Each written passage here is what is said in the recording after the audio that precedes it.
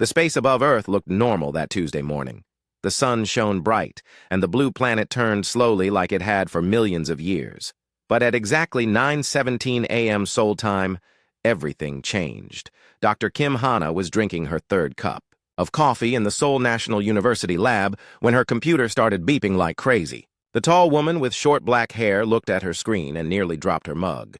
The numbers didn't make sense. Energy readings this big meant only one thing. Something huge had just appeared in space. She grabbed her phone and called her boss.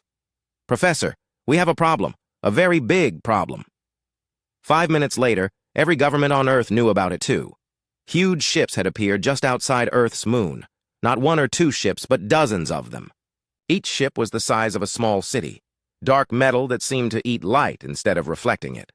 President Park Ji-won was in a meeting about trade deals when his assistant ran in. The short man with gray hair looked calm, but Hana could see, worry in his eyes when he appeared on the emergency video call with world leaders. "How many ships?" Park asked. 43 confirmed, came the answer from the American general on screen. Maybe more hiding behind the moon. Any communication from them yet? Nothing. They're just sitting there. But that changed 30 minutes later. Every radio, TV, and internet connection on Earth suddenly went quiet. Then a voice spoke.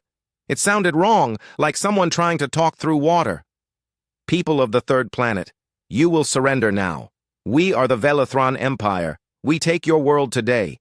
You have no choice. Give up or die." The message repeated. In broken English, then in bad Chinese, then in other languages that sounded like a computer had tried to translate them. In his office at the Korean Space Force headquarters, Lieutenant Commander Lee Min-ho heard the message and smiled. The young officer had been waiting for this day for 3 years. He picked up his radio and sent a message back to the alien ships. But he didn't speak in Korean or English. He spoke in perfect Velithron. "Honored Fleet Commander, this is Lieutenant Commander Lee Min-ho of the Korean Space Force. We welcome you to our solar system. However, your translation software appears to have some errors. Perhaps we could discuss this matter more clearly." The silence that followed lasted exactly 47 seconds. Min-ho knew because he counted. Then the alien voice came back, but this time it sounded shocked. You speak our language? How is this possible?" "We have been studying your beautiful language for some time," Min-ho replied smoothly. "We picked up some of your broadcasts a few years ago. Very interesting culture you have." On the alien flagship, Admiral Krixtor stared at his communication officer with all 4 of his eyes wide open. His purple skin had turned a pale shade. That meant extreme confusion. "Sir," the officer said in their clicking language, "the humans shouldn't know how to speak Velithron. Our intelligence said they barely had spaceflight." Krixtor's long fingers drummed on his chair. In 300 years of conquest, no species had ever understood their language before being conquered. This was not part of the plan. "Maybe one of them learned it somehow," he said. "Continue with the invasion schedule." But things kept getting stranger. When they sent down their usual demand for complete surrender, the humans sent back questions. Lots of questions. "What kind of government system does the Velithron Empire use?" came one message. "Do you have families back home? Are they worried about you being so far away?" came another. "Would you be interested in cultural exchange programs?" came a third. The aliens had prepared for many things. They had weapons ready for human armies. They had shields ready for human missiles. They had prison ships ready for human prisoners. They had not prepared for humans who wanted to know about their feelings. Dr. Kim Hana worked fast in her lab. While everyone else watched the news or panicked, she used every telescope and sensor she could find to study the alien ships. What she found made her excited and worried at the same time. The ships were big and scary-looking, but they were old, very old. The technology was advanced, but hadn't been updated in a long time, like someone driving a powerful car from 50 years ago. Still dangerous, but not as dangerous as it could be. She called the government with her findings. "Sir, I think these aliens haven't fought anyone new in a very long time. Their ships are built for fighting people with old technology." Meanwhile, Ambassador Choi Yuna was already making plans. The small woman with bright eyes had spent her whole career dealing with difficult people. Aliens couldn't be that different, could they? "Get me a team," she told her assistant. "We're going to prepare a welcome package." A welcome package? For invaders? Trust me, Yuna said with a smile. Sometimes the best way to win a fight is to make sure it never starts. Back on the alien ships, confusion was spreading. Captain Vex High, who commanded the main attack force, found his soldiers asking questions they had never asked before. "Sir," one soldier said, "the humans keep sending us pictures of food. What should we do with them?" "Food pictures?" "Yes, sir. Something called Korean barbecue and kimchi. It looks interesting." Vex High looked at his screen. The humans had indeed sent detailed pictures of meals, along with recipes and invitations to try Earth food. In his long military career, no planet had ever invited invaders to dinner. "Ignore it," he ordered. "Focus on the invasion plan." But ignoring it became harder when more messages arrived. The humans sent music files, movie clips, and what appeared to be educational videos about Earth culture. They also sent maps of interesting places to visit and weather reports for different Earth cities. "Sir," his communication officer said, "they're treating us like tourists." "We are not tourists. We are conquerors." "Yes, sir, but have you seen these music videos? The humans can really dance." Admiral Crixtor called an emergency meeting. His top officers gathered in the flagship's main room. But instead of discussing invasion plans, they found themselves talking about human behavior. "They're not acting like any species we've conquered before," said Captain Vex High. "They should be scared," agreed Captain Nixara. "Instead, they keep asking if we need anything." "One human asked me about my family," said another officer. "No one has ever asked me about my family." Crixtor's skin turned darker purple, which meant he was thinking hard. "Maybe this is some kind of trick, a way to make us lower our guard." "If it is a trick, it's working," Vex High admitted. "Half my crew is watching human entertainment videos instead of preparing weapons." As the first day ended, both sides were confused, but for different reasons. The aliens couldn't understand why humans weren't afraid. The humans couldn't understand why the aliens looked so sad in their video messages. President Park Ji-won ended his day with a video call to world leaders. "So far, no shots fired from either side," he reported. "The aliens seem more confused than aggressive." "What's our next move?" asked the British Prime Minister. Park smiled. "We invite them to dinner." On the alien flagship, Admiral Crixtor stared out at the blue planet below. In all his years of conquest, he had never seen anything like it. Most planets they invaded were gray or brown, filled with scared creatures who tried to hide. Earth was bright blue and green, and the humans living on it seemed more curious than afraid. They had sent the alien fleet a goodnight message in perfect Velithron, along with pictures of Earth's sunset and a promise to talk more tomorrow. "Sir," his aide said quietly, "what do we do now?" Crixtor wasn't sure. The invasion was supposed to be over by now. Instead, it felt like it hadn't even started. "Tomorrow," he said, "we try to figure out what these humans really want." He didn't know that the humans were asking themselves the same question about the aliens. The second day started with the smell of barbecue. Ambassador Choi Yuna stood in the middle of Seoul's biggest park, watching her team set up grills and tables. Smoke rose from dozens of cooking stations while chefs prepared bulgogi, galbi, and every other Korean dish they could think of. "Are you sure about this?" her assistant asked, looking up at the alien ships that still hung in the sky like dark clouds. "When someone comes to visit, you feed them," Yuna said simply. "Even if they're rude visitors." She pressed a button on her radio. "This is Ambassador Choi to the Velithron fleet. We've prepared a welcome meal for your crew. The food is ready, whenever you'd like to try it." On the alien flagship, Admiral Crixtor listened to the message and felt his head hurt. He had conquered 47 planets, and no one had ever offered him lunch. "Sir," his communication officer said, "they're also sending us something called a care package." "A what?" "Music, sir, and videos, and... Sir, I think you should see this." The main screen showed a group of young humans dancing and singing. The music was catchy, and the humans moved in perfect time with each other. The song was in Korean, but somehow the alien translation computer had figured it out. "It's about friendship," the officer explained, "and something called loving yourself." Captain Vex High, who was supposed to be preparing his troops for battle, found himself watching the video twice. The humans looked happy. Really happy. When was the last time he had seen anyone look that happy? Sir, one of his soldiers said, could we maybe try some of that food they offered? HFY almost said no automatically. But then he looked around at his crew. They had been in space for 6 months, eating the same boring food paste every day.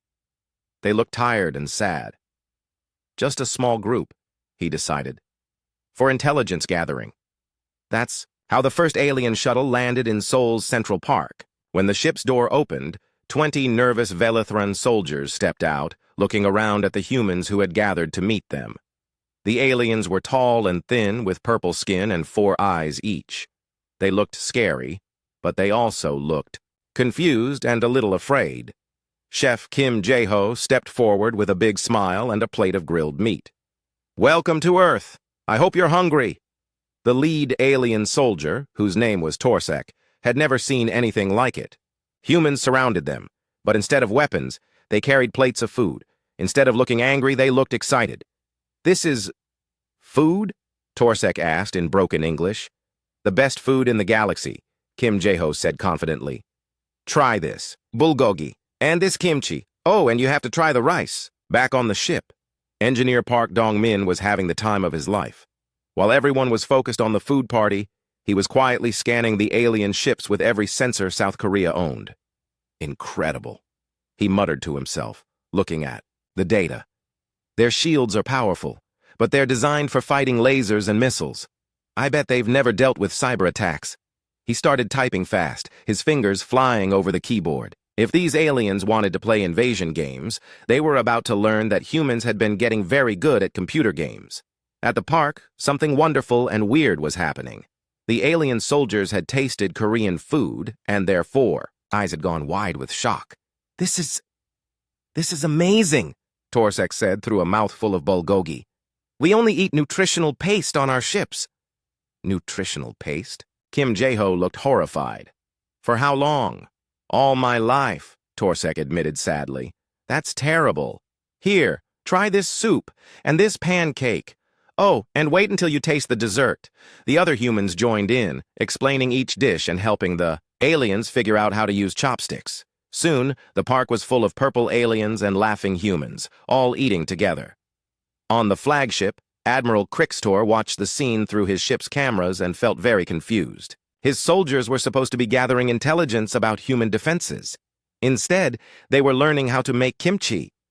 "Sir," his aide said quietly, "the humans are also sending us entertainment programs." "What kind of entertainment?" "Stories, sir, about humans who fall in love and have adventures. They're very emotional." Before Krixtor could respond, his communications system lit up with an incoming message from Earth. But this time, it wasn't from the government or military. It was from something called KBS Television.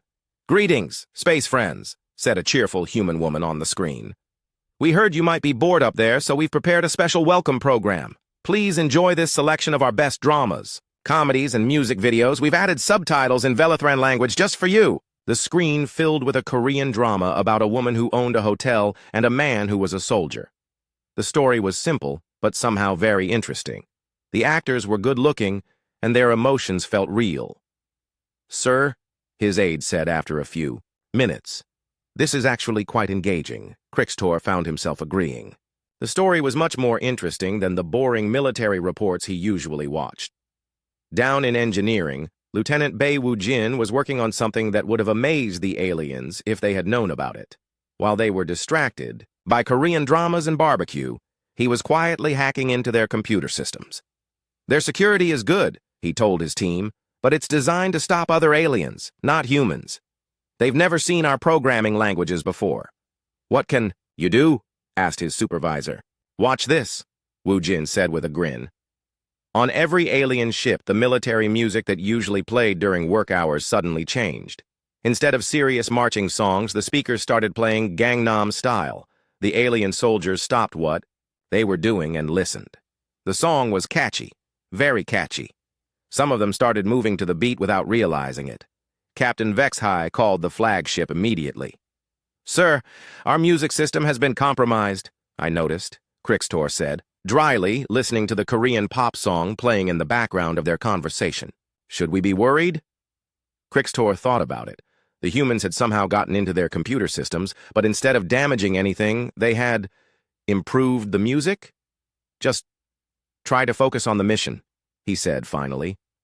But focusing on the mission was getting harder. The soldiers who had gone down to Earth came back with full stomachs and big smiles.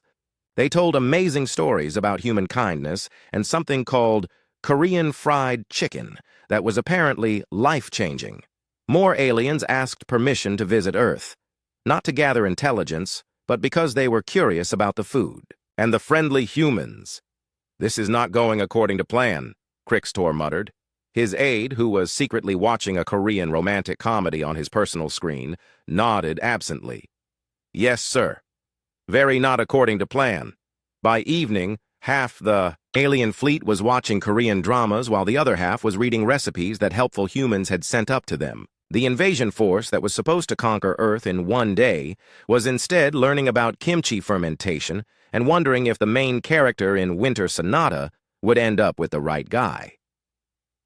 President Park Jae-won held his evening meeting, with a small smile on his face.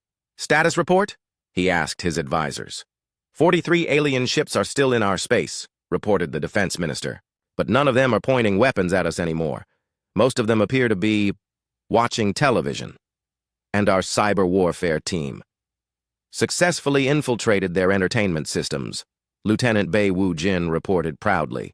They're now receiving all major Korean TV channels, plus subtitles in their language. Excellent. What about our cultural exchange program? Ambassador Choi Yuna looked very pleased. We fed 60 alien soldiers today. They've requested the recipes, and several asked if they could bring their friends tomorrow. Any sign of hostile activity? None, sir. In fact, 3 aliens asked me for directions to Seoul's shopping district. Apparently, they're interested, in Korean fashion. Park leaned back in his chair. When he woke up this morning, Earth was being invaded. Now it seemed like they were hosting the galaxy's strangest cultural festival. Keep doing whatever you're doing, he told his team. It's working. High above Earth, Admiral Krixtor stared at his reports and wondered where everything had gone wrong. His invasion fleet had turned into a fan club for Korean entertainment.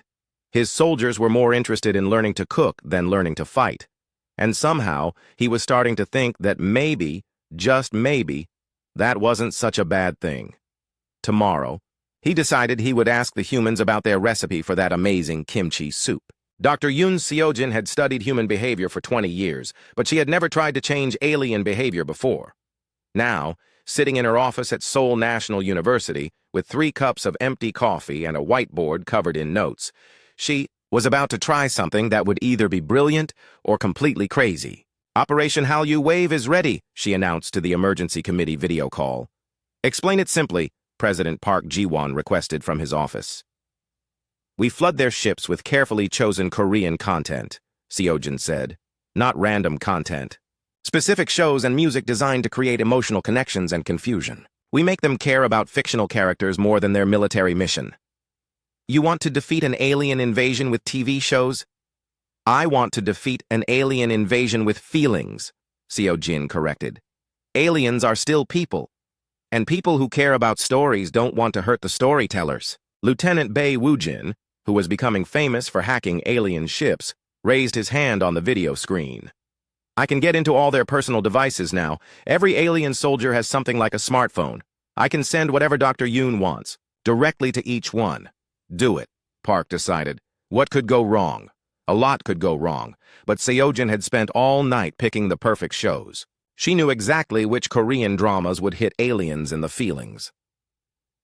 The attack started at 6 a.m. ship time. On the Velithran flagship, Commander Threxval was trying to read his morning reports when his personal communicator started playing music. Soft, beautiful music that made him think of home. Then the screen showed a beautiful woman walking through snow, looking sad but hopeful. The subtitles appeared in perfect Velithran, Winter Sonata, Episode 1. What is this? He muttered. But he didn't turn it off. 2 hours later, he was crying.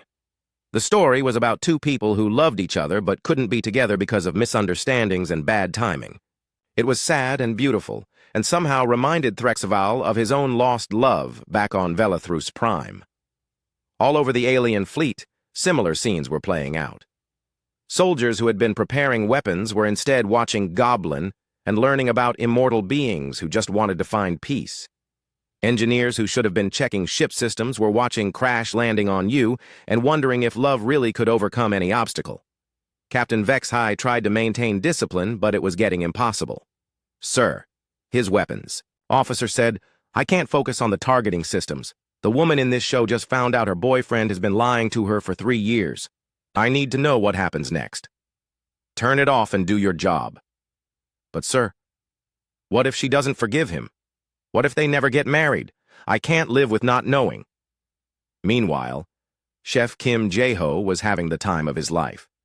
He had convinced the Korean government to let him start a cooking show specifically for the aliens. Every day at noon, ship time, he broadcast Cooking with Earthlings directly to the Velethron fleet. "Today, we're making bulgogi tacos," he announced cheerfully to his alien audience. "It's Korean meet Mexican, and it's going to blow your minds." On the alien ships, soldiers who had never heard of Mexico or tacos found themselves gathering around screens to watch.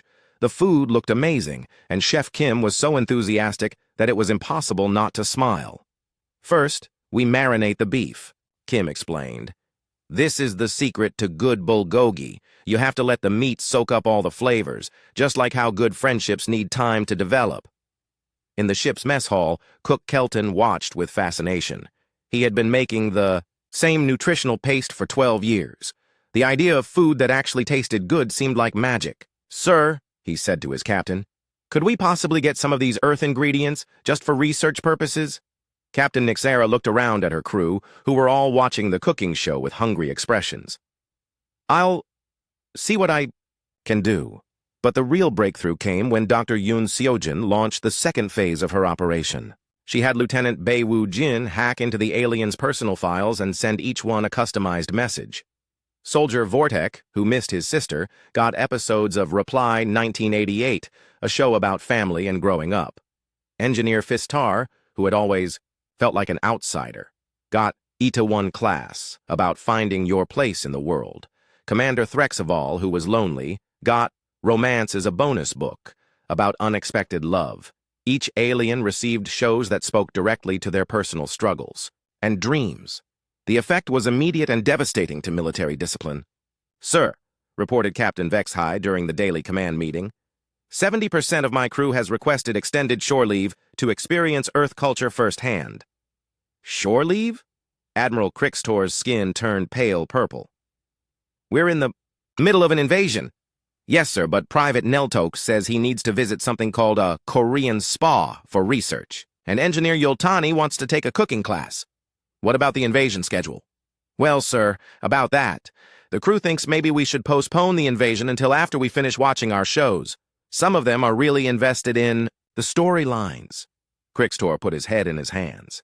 In 300 years of military service, he had never heard soldiers asked to delay a conquest because of television programs. Down on Earth, Engineer Park Dong-min was discovering just how much. The aliens had underestimated human technology. While they were distracted by Korean dramas, he was systematically taking apart their computer systems. "It's almost too easy," he told his team. "Their cybersecurity is designed to stop other aliens who think like them. They never expected humans, who think completely differently." "What have you found?" "Everything," Dongmin said with a grin. "Ship schematics, weapon systems, personnel files, even their grocery lists. Did you know aliens get homesick too? Half of them have been sending letters to their families complaining about the food. Can you disable their weapons?" "Already done. But I did something better. I replaced all their military music with K-pop playlists. Every time they try to play intimidating war songs, they get Butter by BTS instead." The psychological effect was exactly what Dr. Yoon Seojin had hoped for. You can't feel like a terrifying space conqueror when your background music is a cheerful song about smooth dancing. But the biggest change came from an unexpected source. Korean food. Chef Kim Jae-ho had convinced several alien cooks to come down to Earth for intensive culinary training. What started as 5 aliens learning to make kimchi turned into 50 aliens taking cooking classes all over Seoul. Cook Kelton stood in Kim's restaurant kitchen, carefully stirring a pot of kimchi stew, and felt something he had never experienced before. Pride in his cooking. "This is amazing," he told Kim. "On our ships, we just mix powder with water. But this is art." "Food is love," Kim said simply. "When you cook for someone, you're taking care of them. You're saying, 'I want you to be happy and healthy.'" Kelton thought about his crewmates eating flavorless paste every day and felt sad. Could I learn to make this for my friends?" Of course. That's what cooking is for, sharing with people you care about. The news that real, delicious food was available on Earth spread through the alien fleet like wildfire. More soldiers requested permission to visit Earth, officially for intelligence gathering, but really because they wanted to try Korean fried chicken. Admiral Krixtor found himself in an impossible situation. His invasion force was falling apart, but not because they were afraid or defeated. They were falling apart because they were happy. "Sir," his aide said during their evening briefing, "we have a problem. The crew of Ship 7 is refusing to leave Earth orbit." "Why?" "They're halfway through a drama called Guardian the Lonely and Great God, and they say they can't possibly leave until they know if the goblin finds true love." "Can't they watch it in space?" "They tried, sir, but the Earth humans keep adding new content to our systems. There's always something new to watch. And sir, it's really good content." Krixtor knew he should be angry. He should order his fleet to attack immediately and stop all this nonsense about TV shows and cooking. But secretly, he had been watching the shows too, and he really wanted to know if the goblin found true love. "Give me one more day," he decided, "to figure out a new strategy." His aide nodded, but they both knew the truth. The aliens weren't planning a new strategy. They were planning to binge-watch Korean dramas and eat Korean food until they figured out what they really wanted to do with their lives. And for the first time in 300 years of military service, Admiral Krixtor was starting to think that maybe conquest wasn't the answer to everything. Maybe sometimes the best way to win was to make friends instead of enemies. He just had to figure out how to explain that to Velithrin High Command without getting court-martialed. Colonel Han Minji had been waiting her entire career for this moment. Not the invasion part. That was terrible. But the part where she got to show the world what Earth's secret defense systems could really do. She stood in the underground command, center beneath Seoul, surrounded by screens showing every alien ship in detail. For 3 years, while everyone worried about climate change and politics, she had been preparing for visitors from space. "Time to show our cards," she announced to her team. "All of them?" asked her deputy, Major Kim Tae-yang. "All of them. Let these aliens see what happens when you underestimate humans." She pressed a big red button labeled Aurora Protocol. Full activation. Above Earth, Admiral Krixtor was trying to enjoy his morning coffee. The humans had sent them real coffee, and it was much better than Velithrin energy drinks, when every alarm on his ship started screaming. "Report!" he shouted over the noise. "Sir," his panicked communication officer said, "we're being scanned by hundreds of energy sources. They're coming from everywhere." "Everywhere?" "Earth's moons, sir, and asteroids, and what we thought were space debris." "Sir, I think we've been surrounded this entire time." On the main screen, dots of light began appearing all around the alien fleet. Each dot was a hidden Earth satellite or defense platform now revealing itself. There were hundreds of them. "How is this possible?" Krixtor whispered. His science officer, who had been secretly binge-watching Signal, a Korean drama about time travel and solving crimes, looked up from his tablet with wide eyes. "Sir, I don't think these humans are as primitive as we thought." "Colonel," Han Minji's voice came through every speaker on every alien ship, speaking in perfect Velithron. "Good morning, Velithron Fleet. This is Colonel Han Minji of Earth Defense Command. We hope you've been enjoying your stay in our solar system." Earth Defense Command? Krixtor had never heard of such a thing. "We've been watching you since you arrived," Han continued calmly. "Actually, we've been watching you since you left your home star system 3 months ago. Our deep space sensors are very good." Captain Vex High, who was in the middle of watching a Korean variety show where celebrities tried to cook for each other, nearly choked on his coffee. "Sir, how could they have sensors that reach that far?" "We've been studying your technology for quite a while," Han's voice continued. "Every time your empire broadcasts anything into space, we listen and learn. We know about your ship designs, your weapons, your favorite foods, even your military music, though we think our music is better." As if to prove her point, Dynamite by BTS started playing softly in the background of her transmission. Lieutenant Bei Wu Jin couldn't help grinning as he worked at his computer. While the aliens had been distracted by Korean dramas, he had been busy taking apart their entire computer network. "Phase 2, activate," he said into his headset. Suddenly, every alien ship's main screen changed to show the same thing, a perfectly choreographed dance. Routine performed by the entire Korean Space Force. 50 uniformed humans dancing in perfect synchronization to Gangnam Style while floating in zero gravity. The message was clear. Humans had been prepared for this meeting for a very long time. "Sir," reported Captain Nixara from her ship, "our weapon systems are not responding." "What do you mean, not responding?" "I mean, when I try to charge the plasma cannons, the computer plays a song called Love Shot instead." All across the alien fleet, similar reports came in. Every attempt to activate weapons resulted in K-pop music and dancing videos. Their targeting computers had been replaced with Korean cooking shows. Their navigation systems now gave directions to the best restaurants in Seoul instead of battle coordinates. "This is impossible," Crixtor muttered. "Our computer security is the best in the galaxy." "Actually," came a new voice through the communications system, "your computer security is designed really well for fighting other aliens. Engineer Park." Dong-min appeared on screen, sitting in what looked like a very comfortable chair and drinking coffee. "Hi there. I'm Park Dong-min, and I've been having a great time exploring your computer systems. Very impressive technology, but you might want to update your cybersecurity protocols." You hacked our entire fleet?" "Oh, not just hacked," Dong-min said cheerfully. "I completely redesigned your entertainment systems, upgraded your translation, software, and fixed that annoying glitch in your food dispensers. You're welcome, by the way." "But how?" "Well, your programming language is based on mathematical logic, just like ours. But humans think differently than Velithrans. We're more creative. We find solutions you never thought to look for." To demonstrate, Dong-min pressed a button. Every alien soldier's personal device suddenly displayed a personalized message. "Thank you for visiting Earth. Here's a playlist we made just for you, based on your viewing history and personality profile." The playlists were scarily accurate. Soldiers who liked action shows got energetic K-pop. Aliens who enjoyed emotional dramas got beautiful ballads. Engineers got songs about working hard and achieving dreams. "How did you know what music we'd like?" asked Engineer Fistar, who was secretly delighted that his playlist included several songs that perfectly matched his mood. "We've been analyzing your behavior patterns," admitted Dr. Yoon Seojin, joining the conversation.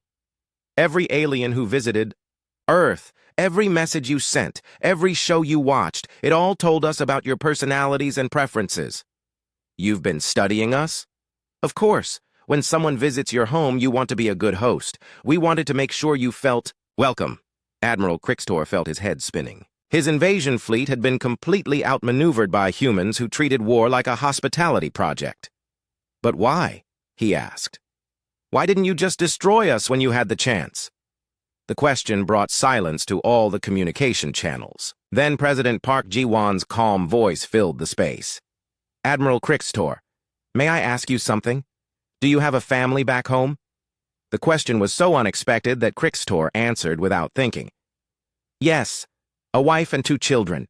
Do they worry about you when you're away on military missions?" Yes, they do. Every one of your soldiers has someone who loves them and worries about them. Why would we want to hurt people who are loved? Why would we want to make families sad? But we came to conquer you? Yes, you did. But you also came because someone told you to. Someone who probably never asked if you wanted to conquer anyone, or if there might be better ways to solve your empire's problems. There was a long pause. In that pause, thousands of alien soldiers thought about their families, their dreams, and whether conquest was really what they wanted to do with their lives. "What do you want from us?" Crixtor asked finally. "Nothing," Park said simply. "We want to give you something. We want to share our food, our music, our stories. We want to be friends." "Friends don't invade friends," added Ambassador Choi Yuna. But friends do help each other solve problems. And from what we've learned about your empire, you have some problems we might be able to help with. Captain Vexhai, who had been listening while absent-mindedly watching a cooking show, spoke up. What kind of problems? Food variety, for one thing, said Chef Kim Jae-ho, appearing on screen with a big smile. I've talked to your cooks, and they're really excited about expanding your cuisine options. Did you know that good food makes people happier and more productive? Entertainment shortage, added Dr. Yoon Seo-jin. Your people are hungry for new stories and music. Creative expression makes societies stronger and more peaceful. Technology sharing, said engineer Park Dong-min. We could teach you about cybersecurity, and you could teach us about space travel.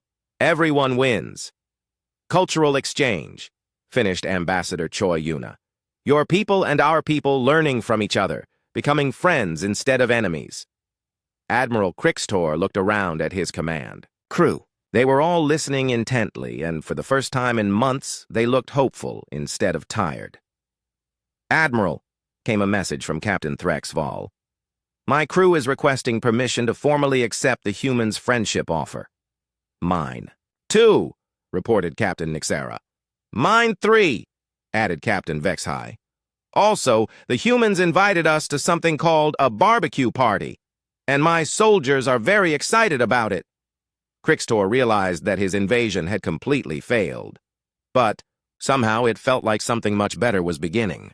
Colonel Han, he said formally, on behalf of the Velithran Third Fleet, I would like to officially request a meeting to discuss alternative arrangements. Excellent, Han replied.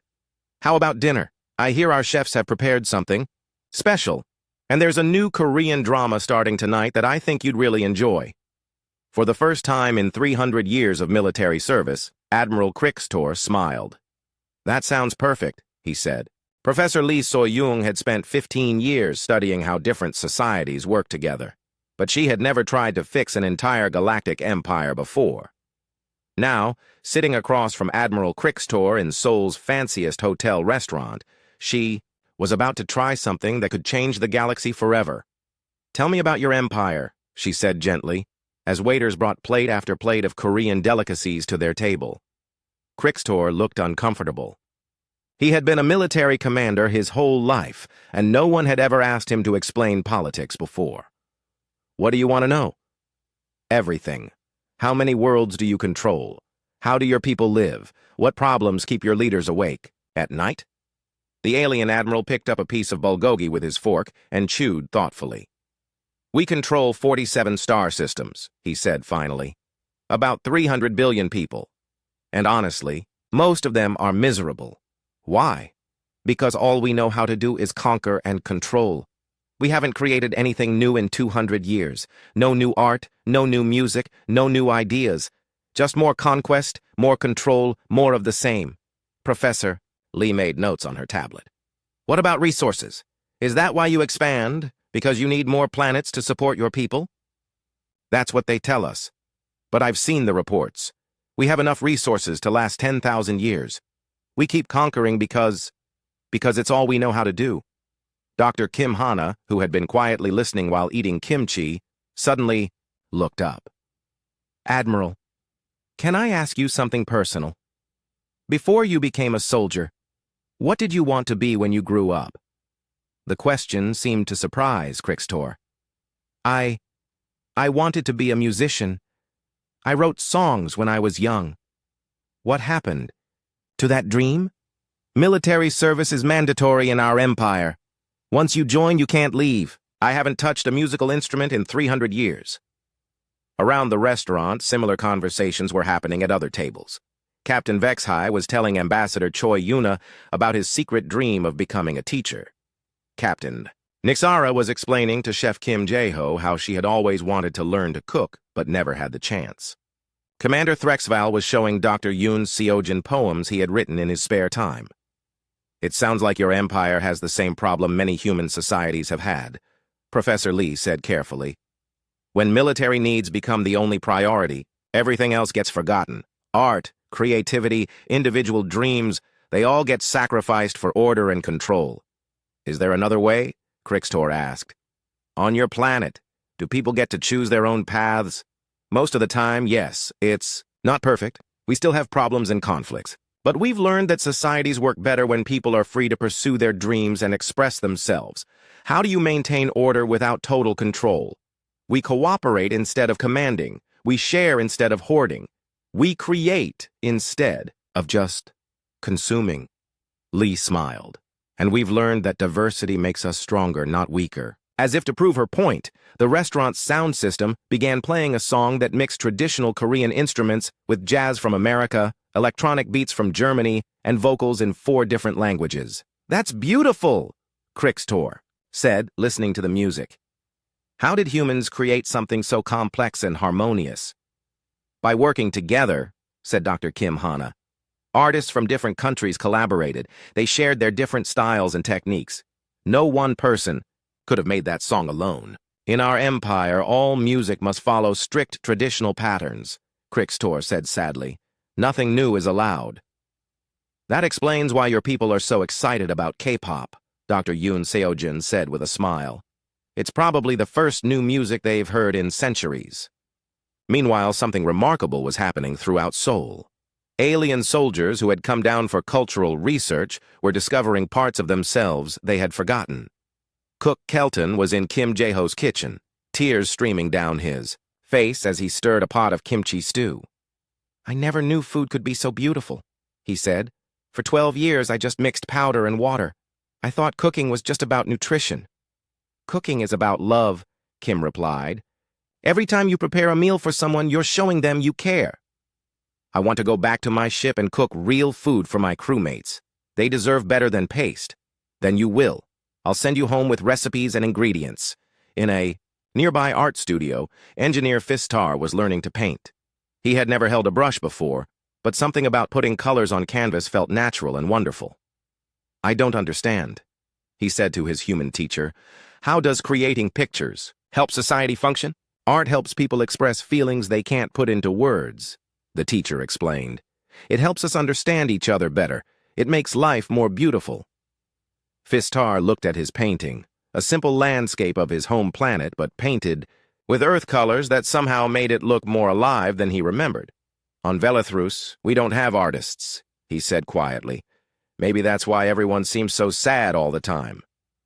Back at the restaurant, Professor Lee was explaining her most important discovery. "Admiral, we've been studying your empire's history. Did you know that Velithran society wasn't always military-focused?" "What do you mean?" "Your oldest records show a peaceful civilization focused on science, art, and exploration.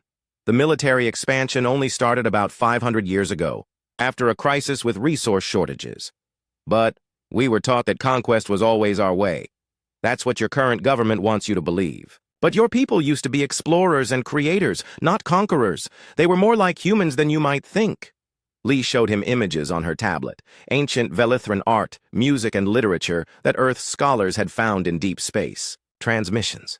This is beautiful," Crixtor whispered, looking at a poem written by his great-great-grandfather. "I never knew we used to create things like this." "Your people still have that creativity inside them. We've seen it in the last few days. They're hungry for art, music, stories, new experiences. They just need permission to express themselves. But how could we change an entire empire? The High Command would never allow it." "What if you didn't need their permission?" Dr. Kim Hana suggested. "What if your people just started creating and sharing and cooperating on their own? Like a revolution?" "Like a renaissance," Professor Lee corrected. "A rebirth of Velithran culture. Not through war, but through art and creativity and joy." Admiral Crixtor thought about his soldiers watching Korean dramas with tears in their eyes, learning to cook food that tasted like love, writing poetry for the first time in their lives. "Would you help us?" he asked quietly. "Would Earth help the Velithran Empire become something better?" "Of course," said Ambassador Choi Yuna, who had been listening from the next table. "That's what friends do." "But I have to warn you," Professor Lee said seriously. "Change is hard. Your government might not like what happens when your people start thinking for themselves." "Then we'll face that challenge when it comes," Crixtor said firmly. "My people deserve the chance to be happy." As if summoned by their conversation, Captain Vexhai burst into the restaurant with exciting news. "Admiral, you have to see this. The crew of Ship 12 just sent me a video message. He showed them his communication device. On the screen, a group of Velithran soldiers were performing a dance routine they had learned from humans, but they had added their own traditional movements to create something completely new. They call it Velithran K-pop, Vexhai explained with a huge smile. They want to share it with the whole fleet. And look at this, added Captain Nixara, showing another video. Cook Murtok from Ship 7 combined human recipes with traditional Velithran spices. He created a completely new type of cuisine. More and more videos were arriving. Alien engineers building art sculptures from spare ship parts. Soldiers writing songs that mixed Korean melodies with Velithran harmonies. Officers composing poetry about their dreams for the future. It's already starting, Professor Lee said with wonder. Your people are already creating a renaissance. Admiral Crixtor watched his soldiers' creative expressions and felt something he hadn't experienced in centuries. Hope. Professor Lee, he said formally, on behalf of the Velithran Third Fleet, I officially request Earth's assistance in transforming our empire from a military dictatorship into a free and creative society. Request granted, she replied with a smile. Welcome to the beginning of a beautiful friendship. Outside the restaurant, Seoul's night sky was full of alien ships, but they no longer looked threatening. They looked like visitors, like students, like friends ready to learn and share and create something wonderful together. The invasion was officially over. The cultural exchange was just beginning.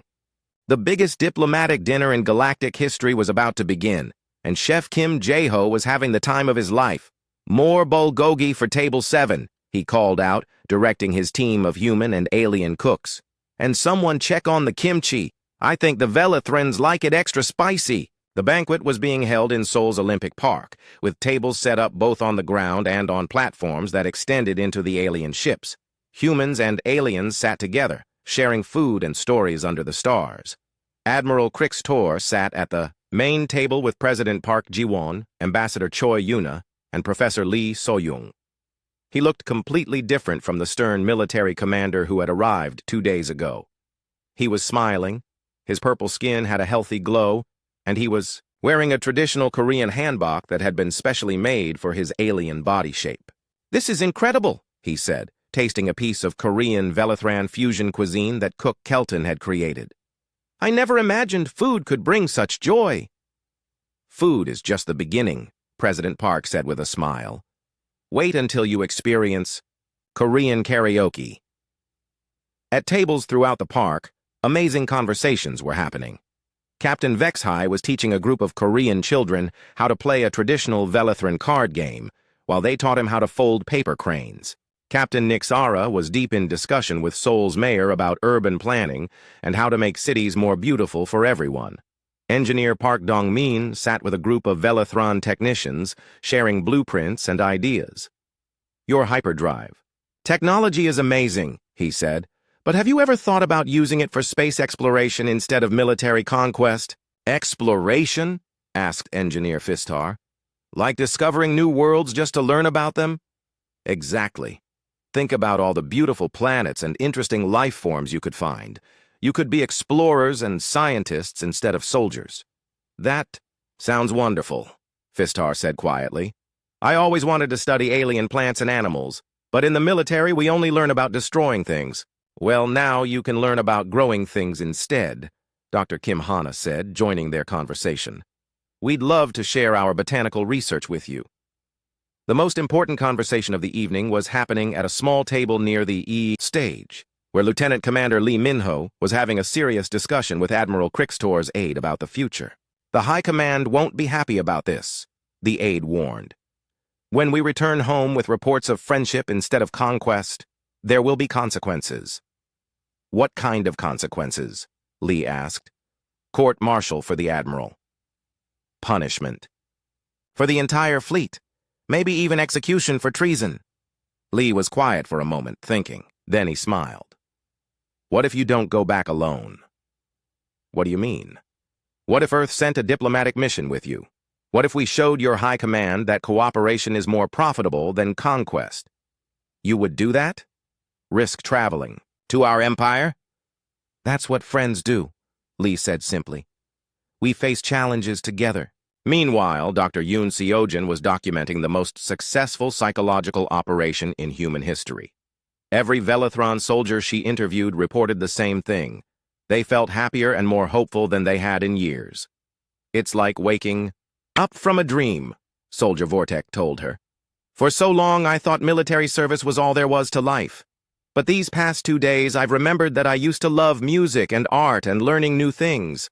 What will you do when you go back to your empire?" "I'll share what I've learned here. I'll teach my friends about Korean culture. Maybe I'll start a cooking club or a book discussion group." He paused. "Is it wrong to want to be happy?" "It's never wrong to want to be happy," Seojin said firmly. "Happiness makes people kinder and more creative. Happy societies are stronger societies." As the evening continued, something beautiful began to happen. Human musicians and Velithron musicians started playing together, creating new songs that combined the best of both cultures. The music was unlike anything either species had heard before, complex but joyful, alien but familiar. Chef Kim Jae-ho had outdone himself with the dessert course. He presented a cake that looked like Earth floating in space, surrounded by small cakes shaped like Velithron ships.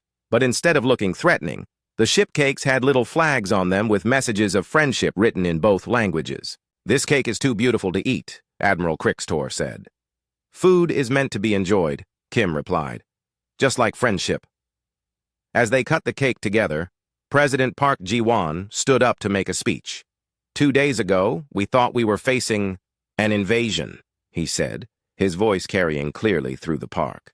"Today, we're celebrating the beginning of a new friendship. This shows the power of choosing cooperation over conflict, understanding over fear." He raised his glass of soju. "To the Velithron Third Fleet, who came as invaders but stayed as friends. And to the future we'll build together." "To friendship!" The crowd cheered in both Korean and Velithran. Admiral Crixtor stood up next. "When I left Velithros Prime, I was a military commander with orders to conquer Earth. Tonight I am something I never thought I could be. A friend to another species." His voice grew stronger as he continued. "My people have forgotten how to be happy.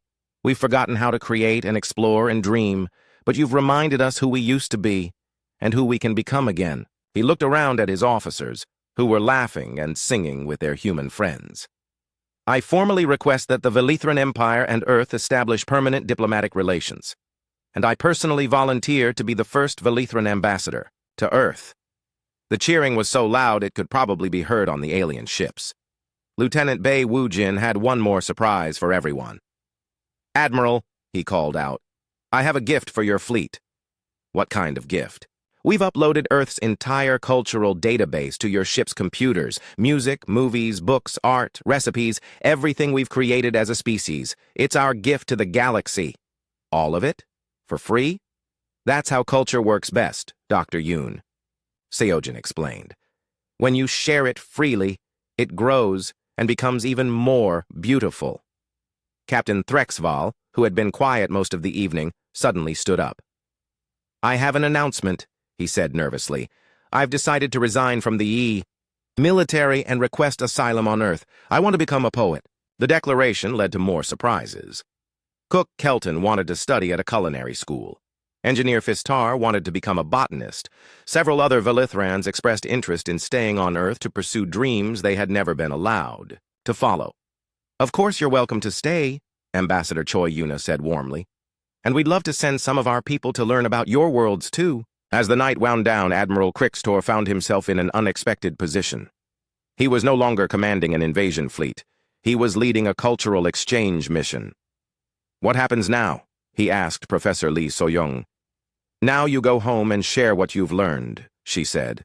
"You show your people that there's a better way to live, and we'll be right there with you, offering support and friendship." "What if the High Command refuses to listen?"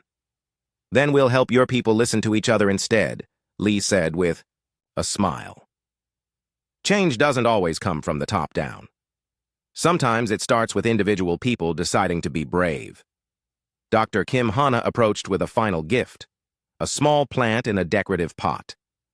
"This is a Korean pine tree," she explained. "It's strong and beautiful, and it grows slowly but steadily. planted on your homeworld as a symbol of our friendship." Admiral Crixtor accepted the tree with tears in his 4 eyes. "I promise to take good care of it." As the Velithron ships prepared to leave Earth, they looked completely different from when they had arrived. Instead of dark, threatening vessels, they now had colorful banners and messages of friendship painted on their hulls. Music played from their speakers, not military marches, but joyful songs that mixed human and alien melodies. Engineer Park Dong-min had installed new communication systems that would keep Earth and the Velithron fleet in constant contact. "Now you can share your progress with us," he said, "and we can keep sending you new Korean dramas." "Please do," Admiral Crixtor said seriously. "My crew is very invested in finding out what happens in Descendants of the Sun." The farewell was emotional but hopeful. Humans and aliens exchanged contact information, made plans for future visits, and promised to stay in touch. "This isn't goodbye," President Park Ji-won said as he shook Admiral Crixtor's hand. "This is see you later." In Korean we say "annyeong," added Ambassador Choi Yuna. "It means both hello and goodbye because every ending is also a new beginning." As the alien ships rose into the night sky, they left behind something that had never existed before: the first interstellar friendship in galactic history. 6 months later, the Velithron Empire officially joined the newly formed Galactic Cultural Exchange Alliance. The military dictatorship was peacefully transformed into a federation of creative worlds. Admiral Crixtor became the first elected Velithron president, running on a platform of art, education, and interstellar cooperation.